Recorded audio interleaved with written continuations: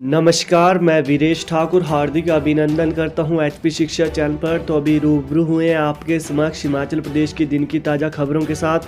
तो आइए शुरू करते हैं बिना समय गवाए हुए हिमाचल प्रदेश की दिन की नॉन स्टॉप ताज़ा खबरों के सिलसिले को।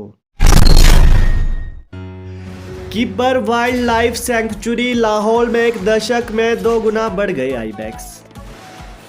स्पीति घाटी में वाइल्ड लाइफ टूरिज्म तेजी से विकसित हो रहा है। पिछले करीब एक दशक के भीतर किब्बर वाइल्ड सेंचुरी में आईबैक्स की संख्या करीब 2 गुना तक बढ़ गई है।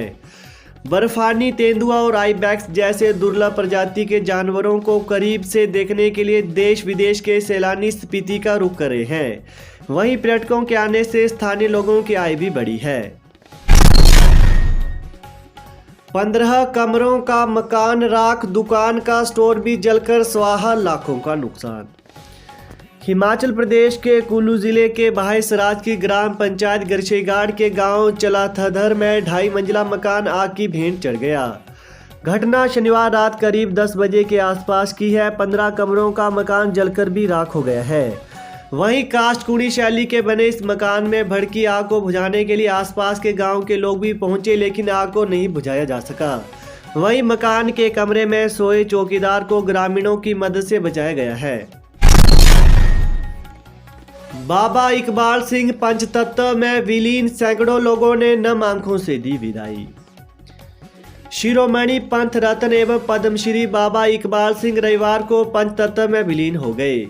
उनका अंतिम संस्कार दोपहर 2:30 बड़ू साहिब में किया गया। हिमाचल, पंजाब और दिल्ली से पहुंचे सैकड़ों लोगों ने अंतिम संस्कार में शामिल होकर उन्हें नम आंखों से अंतिम विदाई दी। कुल्लू में विस्फोट मामला, दिल्ली से एनआईए, एनएसजी और आईबी की टीम पहुंची, 20 लोगों से की पूछताछ। हिमाचल प्रदेश के कुल्लू जिले की मणिकर्ण घाटी के जरी में हुए विस्फोट मामले की जांच करने दिल्ली से एनआईए, एनएसजी तथा आईबी की टीम पहुंची है। मौके पर 20 लोगों से पूछताछ की गई। एसपी कुल्लू गुरुदेव शर्मा ने कहा कि दिल्ली से टीम जांच करने पहुंची है। वहीं जरी में शुक्रवार रात एक खड़ी टैक्सी कार HP 01 के 2185 में विस्फोट से जोरदार धमाका हुआ था। धमाके की आवाज घटनास्थल से 5 किलोमीटर दूर तक सुनाई दी थी, जिससे लोग सहम गए थे। विस्फोट से टैक्सी के परखच्चे उड़ गए थे। कार जिस जगह खड़ी की गई थी उससे 10 फीट दूर कार के कलपुर्जे जाकर गिरे थे। मुख्य सचिव से जेओए के टाइप टेस्ट में दृष्टिबाधितों के साथ भेदभाव की शिकायत। हिमाचल प्रदेश कर्मचारी चयन आयोग जूनियर ऑफिस असिस्टेंट जेओए पद के लिए दृष्टिबाधित उम्मीदवारों को सामान्य कंप्यूटर पर टाइप टेस्ट देने पर मजबूर कर रहा है, जबकि उन्हें टॉकिंग सॉफ्टवेयर वाले कंप्यूटर उपलब्ध करवाए जाने चाहिए। उन्हें एवं श्रवण बाधित उम्मीदवारों को आयोग टाइप टेस्ट से छूट भी नहीं दे रहा है। राज्य विकलांगता सलाहकार बोर्ड के विशेषज्ञ सदस्य और उमंग फाउंडेशन के अध्यक्ष प्रोफेसर अजय श्रीवास्तव ने मुख्य सचिव को इस बारे में शिकायत भेजकर तुरंत जरूरी कदम उठाने को कहा है। वहीं उनका कहना है कि दृष्टिबाधित उम्मीदवारों को बिना टॉकिंग सॉफ्टवेयर वाले कंप्यूटरों पर टाइप टेस्ट देने के लिए मजबूर करना गलत है। जब मुख्यमंत्री के सामने बिलखने लगी वृद्ध महिला। हिमाचल प्रदेश के मुख्यमंत्री जयराम ठाकुर राष्ट्रपिता महात्मा गांधी की पुण्यतिथि पर उन्हें श्रद्धासुमन अर्पित करने के लिए पहुंचे थे। इस दौरान एक वृद्ध महिला अचानक उनके सामने आ गई और उन्हें बिलखने लगी। महिला को इस हालत में देखकर सीएम खुद उस महिला से मिलने के लिए पहुंच गए। ढली निवासी राजो देवी ने बताया कि ढली सब्जी मंडी में वो 40 वर्षों से सब्जी की दुकान चला रही है। नगर निगम ने उसकी दुकान तोड़ने की बात कही है। इसी बात को लेकर वो सीएम से इंसाफ की गुहार लगा रही थी। यहां तक कि महिला ने सीएम के सामने आत्मदाह की धमकी तक भी दे दी। सीएम ने वृद्ध की बात सुन उस पर कार्रवाई का आश्वासन दिया है। जहरीली शराब मामला, मेडिकल स्टोर के बाहर लिखे जीएसटी नंबर से मंगवा लिए हजारों लीटर इथाइल अल्कोहल। शराब बनाने में प्रयोग होने वाले इथाइल अल्कोहल को महाराष्ट्र के एक फर्म से दूसरे के जीएसटी नंबर के माध्यम से मंगवाया गया है। जहरीली शराब मामले को लेकर जांच मालिक तक पहुंची, तब पता चला कि मेडिकल स्टोर के बाहर लिखे जीएसटी नंबर के माध्यम से इथाइल अल्कोहल मंगवाया गया है। वहीं रंगस में मेडिकल स्टोर संचालक स्वरूप चंद ने बताया कि जहरीली शराब मामले को लेकर उन्हें सूचना दी गई कि पुलिस थाना सुंदरनगर में हाजिर होना है।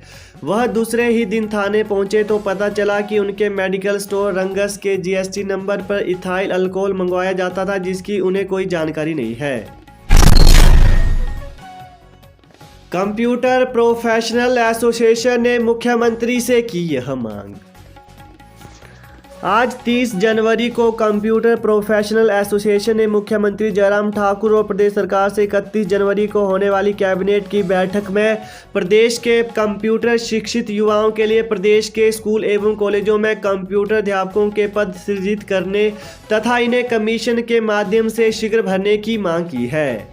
एसोसिएशन के प्रदेश अध्यक्ष पीयूष सेवल, महासचिव प्रवीण मेगटा व प्रदेश मीडिया प्रभारी अमित कुमार ने कहा कि हिमाचल प्रदेश के 40,000 से अधिक कंप्यूटर शिक्षित युवाओं की मांगों को लेकर वे मुख्यमंत्री जयराम ठाकुर, तकनीकी शिक्षा मंत्री रामलाल मारकंडा, शहरी विकास मंत्री सुरेश भारद्वाज वहीं अन्य भाजपा नेताओं को इस संदर्भ में लिखित में मांग पत्र सौंप चुके हैं, लेकिन सरकार द्वारा इस ओर अभी तक कोई भी ध्यान नहीं दिया जा रहा है, जिससे न केवल कंप्यूटर शिक्षित युवा हताश हैं बल्कि अब उनका धैर्य भी जवाब दे रहा है।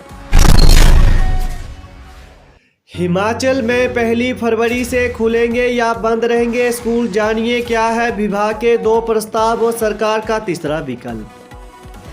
हिमाचल प्रदेश में कोरोना के खतरे के बीच सरकार शिक्षण संस्थानों को खोलने की तैयारी में है। सोमवार को होने वाली राज्य मंत्रिमंडल की बैठक में इस पर चर्चा कर अंतिम निर्णय लिया जाएगा।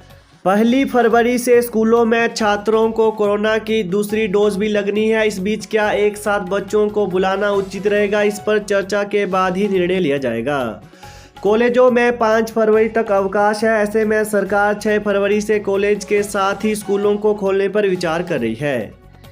इसके अलावा बात करें तो राज्य सरकार ने शिक्षण संस्थानों को खोलने के लिए स्टेक होल्डर और आम लोगों से राय मांगी है। शिक्षा विभाग ने सरकार को 2 प्रस्ताव भेजे हैं। इसमें 15 फरवरी से शीतकालीन व ग्रीष्मकालीन अवकाश वाले स्कूलों को एक साथ खोलने की बात कही है, जबकि दूसरे प्रस्ताव के तहत 9वीं से 12वीं कक्षा के विद्यार्थियों को 1 फरवरी से स्कूल बुलाने की पैरवी की है। शिक्षा निदेशालय ने सरकार को इस बाबत प्रस्ताव भेजा है। पुरानी पेंशन बहाली नहीं हुई तो 68 विधायकों के आवास के बाहर होगा प्रदर्शन, एनपीएस महासंघ। सूबे में पुरानी पेंशन बहाली की मांग को लेकर एनपीएस कर्मचारियों ने मोर्चा खोल दिया है। न्यू पेंशन स्कीम कर्मचारी महासंघ के बैनर तले कर्मचारियों ने सरकार को चेताते हुए कहा है कि पुरानी पेंशन बहाल नहीं हुई तो बजट सत्र के दौरान प्रदेश भर से 1 लाख कर्मचारी शिमला में जुटेंगे और पूरा शहर जाम कर दिया जाएगा। इसके अलावा सत्ता पक्ष विपक्ष के सभी 68 विधायकों के आवास बाहर भी प्रदर्शन किए जाएंगे। वहीं महासंघ ने आरोप लगाया है कि सरकार पुरानी पेंशन बहाल करने को लेकर कतई भी गंभीर नहीं है और इस मामले को हल्के में लिया जा रहा है। प्रदीप ठाकुर ने कहा कि प्रदेश सरकार ने उनकी मांगों पर कमेटी गठित करने का आश्वासन दिया था, लेकिन वो कमेटी अब तक गठित नहीं हुई है। उन्होंने कहा कि 12 व 13 फरवरी को सभी विभागों के कर्मचारी पेंशन बहाली को लेकर मैराथन बैठक करेंगे। इसके अलावा उन्होंने कहा कि फरवरी माह में सरकार अगर पुरानी पेंशन को बहाल नहीं करती है तो मार्च माह में आंदोलन को तेज किया जाएगा। इस कड़ी में बजट सत्र के दौरान 1 लाख एनपीएस कर्मचारी शिमला में डेरा डालेंगे और सरकार से पेंशन बहाली की मांग को मनवाकर ही रहेंगे।